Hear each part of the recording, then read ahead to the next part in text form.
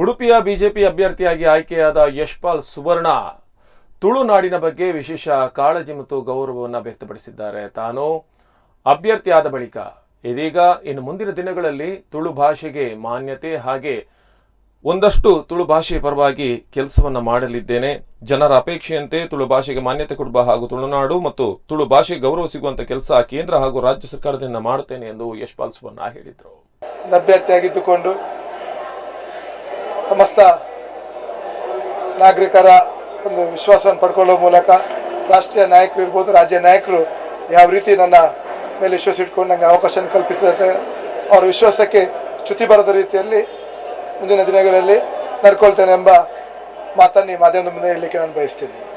ಇವತ್ತು ಈ ಮಾಧ್ಯಮದ ಮೂಲಕ ಭಾಳಷ್ಟು ವಿಚಾರಗಳು ಚುನಾವಣೆ ಸಂದರ್ಭದಲ್ಲಿ ಭಾಳಷ್ಟು ಪ್ರಶ್ನೆಗಳು ಬಂದಿತ್ತು. ಮೊದಲಿಗೆ ಈ ಚುನಾವಣೆ ಸಂದರ್ಭದಲ್ಲಿ ನಾನೊಬ್ಬ ತುಳುನಾಡಿನ ಒಂದು ಕುವಾರ ಅಂತ ಹೇಳಲಿಕ್ಕೆ ನಾನು ತುಂಬ ಸಂತೋಷ ಪಡ್ತೀನಿ. ಒಂದು ಜನಪ್ರತಿನಿಧಿಯಾಗಿ ಆಯ್ಕೆಯಾದ ನಂತರ ಕಾನೂನಿನ ಚೌಕಟ್ಟಿನಲ್ಲಿ ಸಮಾಜಕ್ಕೆ ನನ್ನ ಊರಿಗೆ ನ್ಯಾಯ ಕೊಡುವಂಥ ಪ್ರಾಮಾಣಿಕ ಪ್ರಯತ್ನ ನಾನು ಮಾಡ್ತೇನೆ. ಇವತ್ತು ಭಾಳ ವರ್ಷದ ಈ ತುಳುವಿನ ಬಗ್ಗೆ ಭಾಳ ಬೇಡಿಕೆ, ಭಾಳಷ್ಟು ಚರ್ಚೆಗಳಾಗ್ತಿತ್ತು.